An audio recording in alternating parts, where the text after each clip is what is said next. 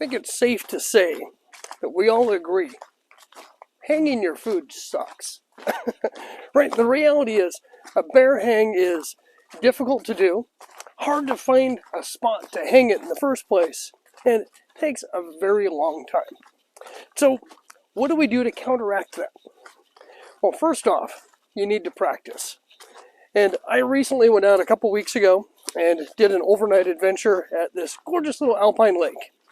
And the forest I was in was one of the most inconvenient places I found to hang my food. The trees were all incredibly tall, very close together, and didn't have any good branches within reach. That was one of the major downfalls that I run into with hanging my food quite often here in the Northwest. But there are some things that we can do to try and improve that process.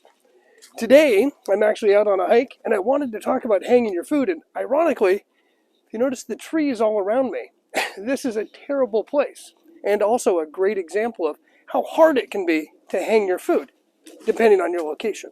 Today, I wanted to go through a couple of tips and tricks to make bear hanging easier for you on your next outdoor adventure. Now, one thing that you want to make sure you have is some good cordage for your bear hang. Now, the general recommendation is to use a cord that is at least 1/4 of an inch in diameter, and that's so that rodents can't chew through it as easy. Now, our ultralight community out there is going to tell you that they're going to use a micro cordage and take the risk of a rodent chewing through their cords. It's all about saving grams. I'll let you make that decision. I've been playing with the micro cordage, and it's actually been pretty successful for me, except for the fact I'm incredibly out of practice. So once you've got your cordage, then you're going to need to find a way to make sure that you have enough weight to get that cordage up over the tree. And that's where a rock or a bag is going to come in handy. There are a lot of theories on the best way to get your rope up and over the tree branch. And I've actually got a trick that I want to try out. And you guys are going to be my first folks to see it, and we'll find out if it works or not. But the general practice that a lot of people use is using a bag full of rocks or tying your cordage directly around a rock and throwing it up over the tree branch. This has a series of different potential catastrophic issues that could happen. One, you can hit yourself with the rock. It sounds ridiculous, but I almost did that to myself a couple weeks ago. Another issue is you could catch on a branch and your rope could get snagged up in the branches, and then you're going to have a heck of a time getting that branch and the rope to free loose. So a lot of obstacles, but that's the basic principle. So let's find a couple of tree branch examples, and we'll do a couple of bear hangs ourselves, and we'll look at what works and what doesn't work. And then I'll show you guys this trick that I've been working on. So I've got my BRS 3000 stove bag. I put a couple of rocks in it, and I've got a little micro carabiner that goes to my shovel.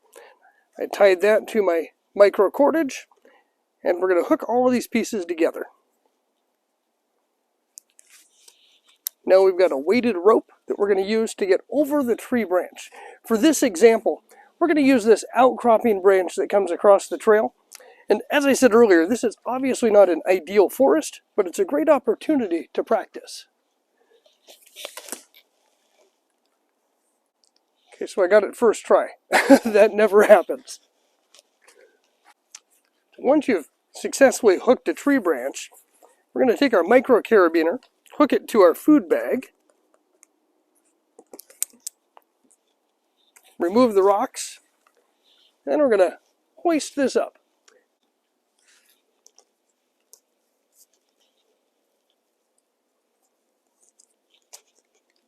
So here's a pretty common scenario of what happens.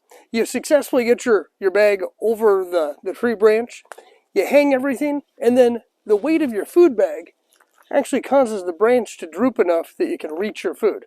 Now remember, the average black bear is between 6 and 7 feet tall when they're standing on their hind legs, which means they're going to have a reach a little bit taller than a normal human. So you want to make sure your food bag is suspended a minimum of 12 feet off the ground. And that'll eliminate any opportunity for a bear to stand up on its hind legs, reach up, and grab your food bag.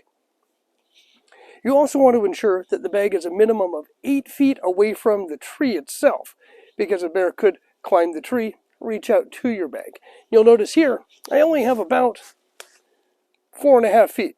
So we need to go to a branch that's further away from the tree trunk and elevate the bag substantially higher. As I've mentioned, this is obviously not the ideal place for a bear bag hang, but it's a great learning opportunity because I don't have any branches in this area that are within reach and far enough away from the trunk of the tree to do that successful bear hang. Again, we need to be 12 feet off the ground, a minimum of 8 feet away from the trunk of a tree, and at least 5 feet below the branch itself. So there is another option. What you can do is utilize 2 trees and balance your cordage between those 2 trees to suspend that bag between them, almost like a hammock. That's what we're going to take a look at here. And it's simple. You're still get your bag hooked up with your carabiner, but with our second end of the rope, we're going to extend that through the line also, and we're going to use that as a second tie-off point. And then I'm going to go to a tree off to the side where we can pull the bag over in that direction and suspend it between the 2 trees.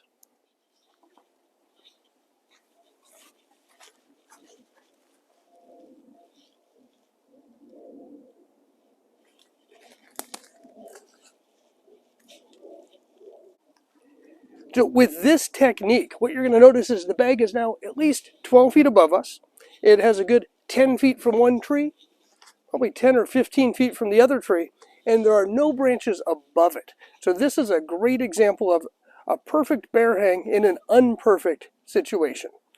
This is a great option if you're in a forest that just doesn't have a lot of exterior branches to work with. But you will need to make sure you have at least 50 feet of cordage in order to give yourself enough rope to do what you need. When I was telling my son about my trip a couple weeks ago, and he laughed about how many times it took me to get my bear hang in place, he said, "Dad, why don't you have a bazooka?" Keep in mind, he's 5 years old, but I started thinking, that's not a bad idea.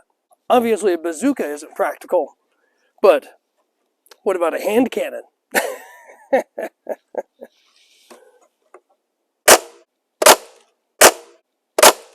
Okay, so obviously a Nerf gun is not going to be a realistic option on your next outdoor adventure.